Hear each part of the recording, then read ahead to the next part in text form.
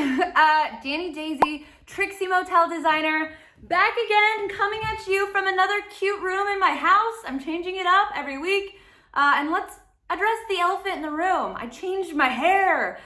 Before filming Trixie Motel, I was like, I need the most low maintenance hair ever, so I did like a balayage, but now I need my like cool girl LA hairstyle back, so I went with this. They call it a wolf cut. It's basically a mix between a mullet and a shag, and I love it. It feels so much more like me. I identify as like a creative, artsy person, and I wanted a more edgy haircut that represents my style. Anyways, just thought I would address that. Also, speaking of changes on the series, sorry y'all, I have a little notebook this time.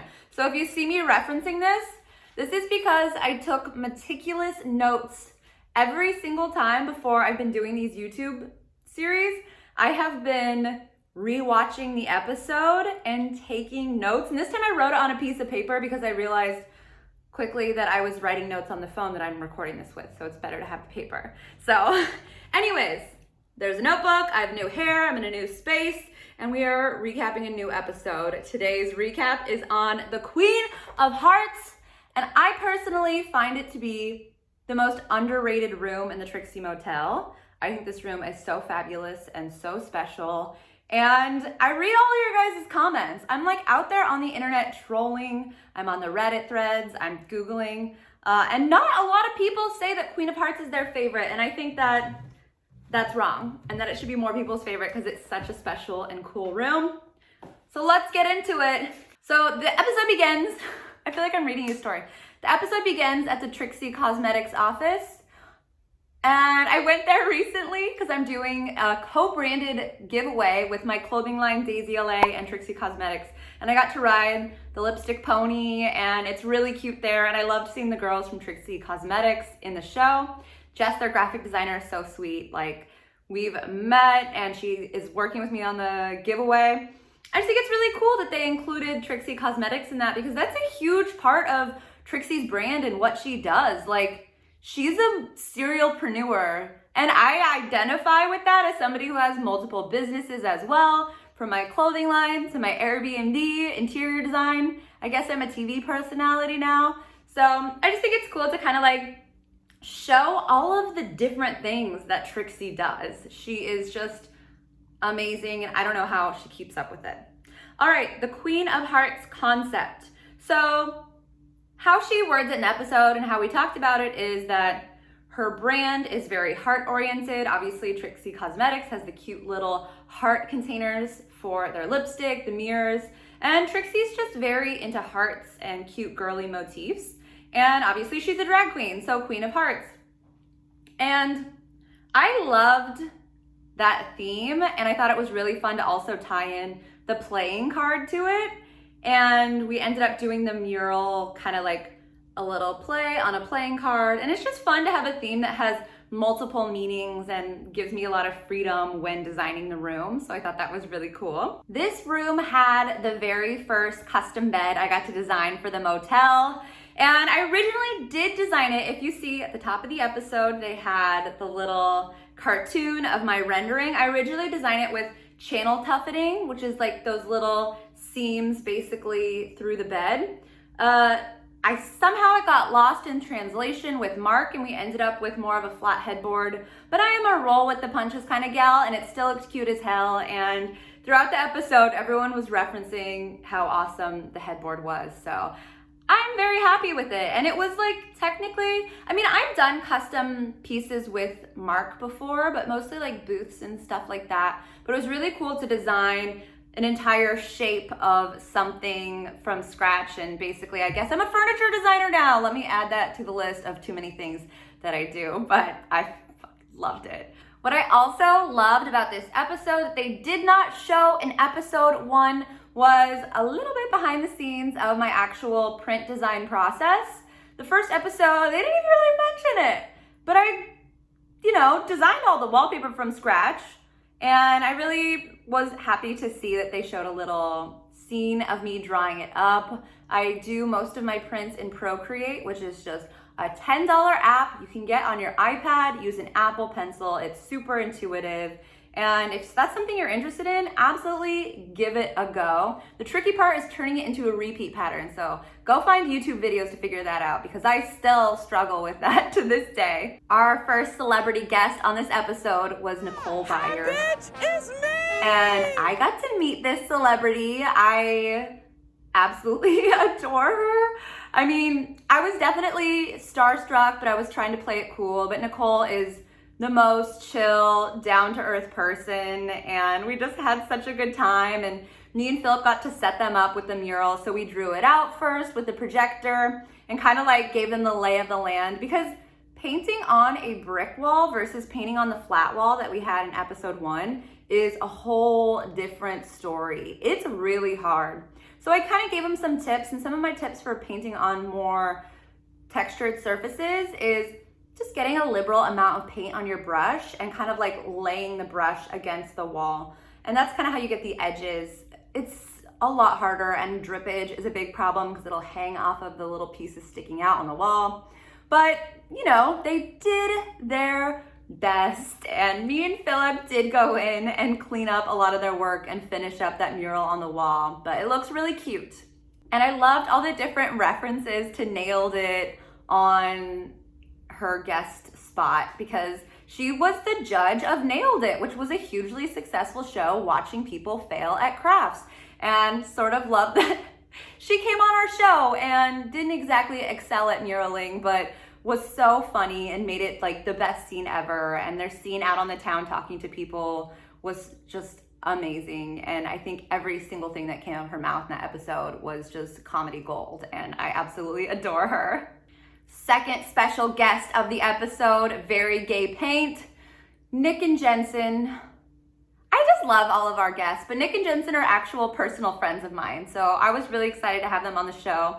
When we first got started with the project, I knew I wanted to do a ton of murals, and I knew I did not want or wouldn't be able to do all of them on my own. So Nick and Jensen were the very first people that I thought of. They were actually some of the very first people who I told that I got the show. Ironically, I knew them in real life, and Trixie knew them in real life before the show. And as soon as I was like, we should hire Very Gay Paint, Trixie was like, oh my God, I know them. And it was just very serendipitous. And not only are they really good at what they do, they're so funny. And when you hang out with them in real life, Nick and Jensen are just as hilarious, and they're sweet. And, you know, we were friends before the show, but I feel like the show brought us really close, and now they're dear friends that we try to hang out with as much as possible. I'm actually gonna go hang out with them in a few days. But they killed that ceiling mural. I originally mocked up the mural in that room to go on the wall and on the ceiling, but I knew that I didn't want to paint it because I tried to paint a ceiling mural at my house, and I eventually figured it out. But it's still wonky, and honestly, your neck hurts, your hand hurts, and I just couldn't get the lines right. And what's really cool about what Very Gay Paint does is they work with a lot of tape, and I'm more of a freehander. If you see my design aesthetic, my prints, it's a lot more organic and free-flowing, but they're very good at getting really precise measurements, and we would not have been able to do that without them. And not only did they do an amazing job, but they were another comedic duo that was just like incredible on the show. So, and we even brought them back for another room. They're the best. Anyways, if you don't follow Very Gay Paint right now, go follow them on TikTok, and Instagram, because the content they put out there is just so funny, and they're painting murals the whole time while they do it. Fauzrazzo. Fauzrazzo. Somebody commented, what happened with Fauzrazzo Gate? The amount of comments I got about asking what the hell happened with Fauzrazzo, people that want to know how to do it or wondering how we fixed it, because it's a cool idea. And basically what gave me the idea is I've seen this technique used in a lot of like kind of parking garage spaces and things like that. Like it's really used in like garages. And it's not really used that often in interiors, and it really does look like a terrazzo texture. And I wanted to do terrazzo and tile floors in all the room, but I have very lofty goals, and we had to go back down to reality. And I thought we would experiment and see if it worked. And our shout out to Gregory Powell. He is our amazing art department producer. And when I came up with the idea, I was like convinced that it was gonna work. And Gregory said, why don't you do a test patch on the floor? Which was smart. Like, Gregory is very smart and he knows what he's doing. He was the only person on set who actually has a background working in home renovation TV. Not even the director, literally not a single person. This was my first time on TV. So we did the test patch and the test patch turned out fine. But ultimately he was right that the paint that wasn't official epoxy paint wasn't going to work. So it was okay in Pink Flamingo for whatever reason, but when we did it in Queen of Hearts, what Gregory warned us about did come to fruition, and the floors bubbled up and cracked, and it was really a horrifying and embarrassing moment for me, and what you saw on the show was really real. I was embarrassed. I mean, I kind of sold it as some brilliant idea that I came up with and that we were gonna revolutionize the world, and then I wasted David and Trixie's money, I wasted our time. And luckily we were able to figure it out, but you know, my first time doing a renovation show in the second room and I'm already like making embarrassing mistakes. So that actually really sucked. And I'm glad that everyone was gracious and the painter was able to redo it and make it work. Ultimately, when we ended filming for the show, they did decide to actually fully repaint both Pink Flamingo and Queen of Hearts floors exactly how they are and redo it with actual epoxy paint. Basically, what the problem was is we were using concrete paint, which you can paint. We painted the floors of our home in Palm Springs with concrete paint, and it works fine. Like, we painted our outdoor spaces with concrete paint. But when you add that epoxy, there's a chemical reaction that causes it to bubble up. So you need a very specific paint, an epoxy paint, for that to work. And when we originally went to look at all the epoxy paint options, the color options were dismal. It was basically primary colors and then just some really not cute colors. And as you have seen on the show and just maybe in general, I am very specific about my color choices. I like to have an array of colors and not stereotypical colors, like sort of different hues and skews. So I was not gonna go with those, what they call factory options. And we didn't have enough time to actually get those custom colors made. And I was trying to cut corners and I said, let's just use concrete paint. I think it'll work the same. And it didn't. And they did have to go back and actually, you can request to get epoxy paint made in certain colors. It takes a little more time. It costs a little bit more, and I think it's probably harder to find somebody who's willing to mix that for you. But they did go back and they used the epoxy paint. They did a lot of layers of epoxy, which is what you want to do.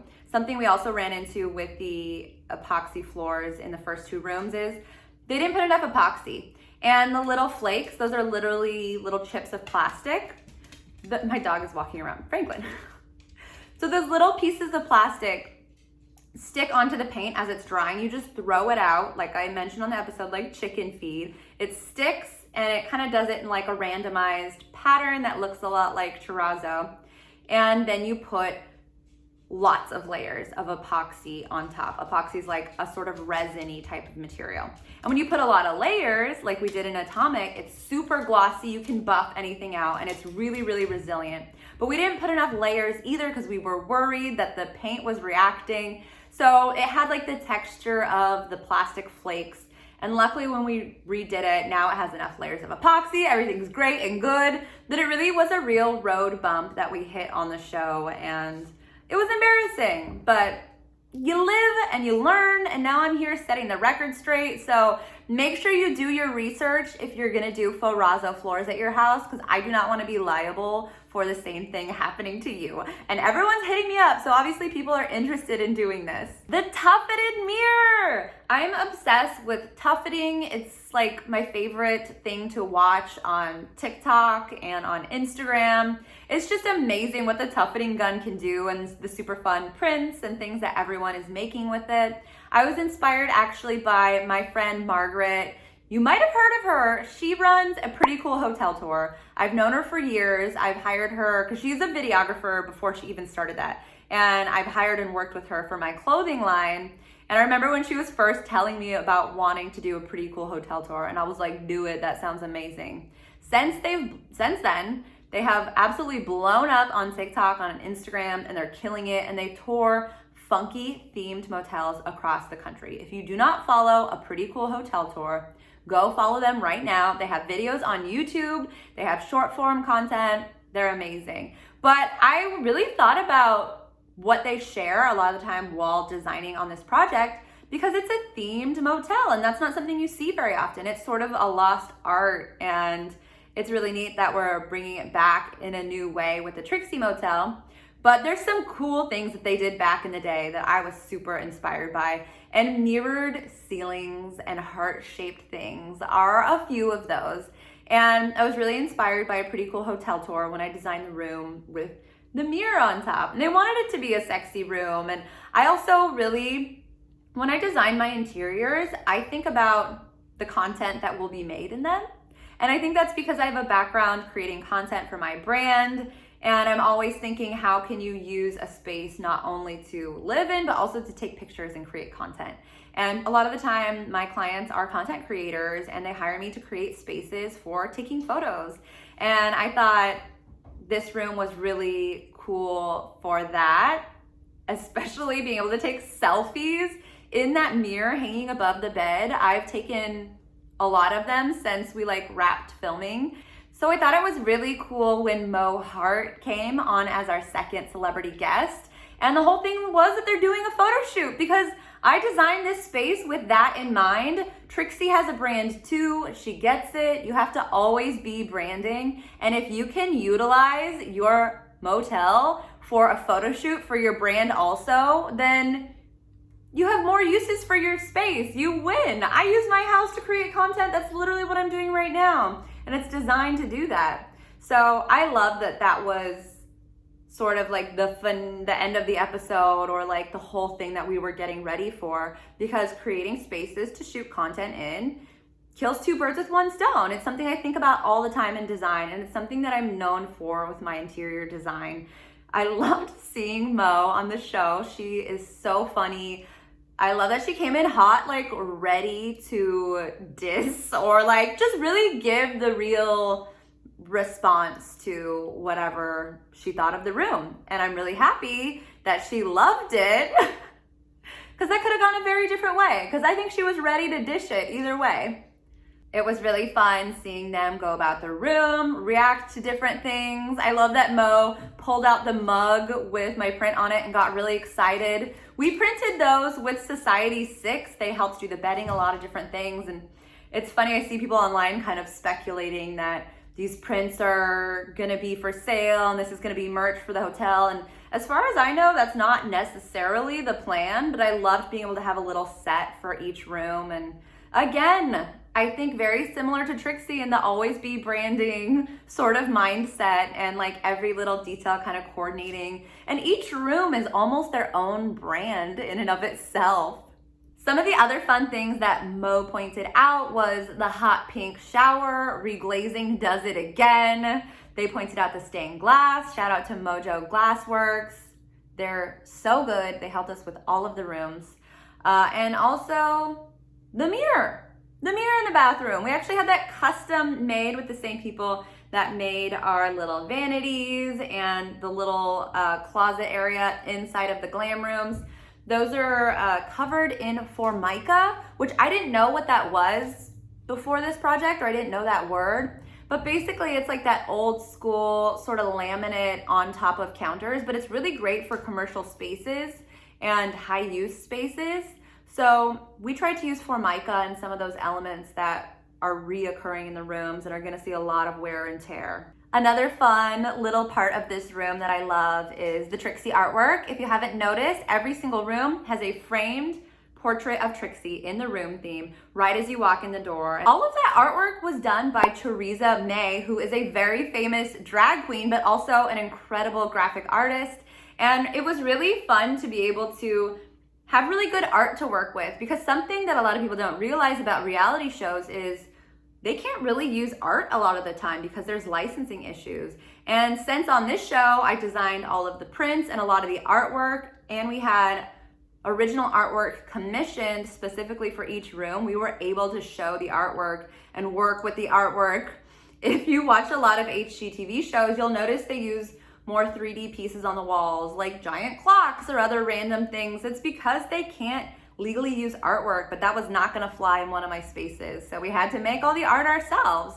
And it was really neat that Choriza used that same Queen of Hearts motif that we're using over in the mural, really tying in the room theme again. Another reason I think this room is one of the most underrated rooms in the motel is the color scheme. I think that those warm tones go so beautiful together. I love the purples. I'm a huge orange fan, and I think it's really pretty. And one thing I didn't realize as I was designing is that those are the colors of the lesbian flag, and I did not realize it. I work with different color schemes all the time, but people started commenting that when the episode came out, and I was like, oh my God, that's perfect. And I love that it was this kind of happy accident that a lot of people were really excited about and felt like represented, and like it was a room designed just for them. So let's just say it was on purpose, and the room was designed just for the lesbians to have a good time in that mirror and with all of the fun, sexy things that we put in that room. Well, thank you for joining me again for another room recap. I have been loving doing this, and I really hope to keep this YouTube channel up. I will definitely be doing another episode next week, so make sure you come back. Make sure you subscribe and follow me on Instagram at Dani Dazey, on TikTok at Dani Dazey, and all of the things. If you have any questions about this room or any future rooms, please leave them in the comments, and I will try to address them in future episodes.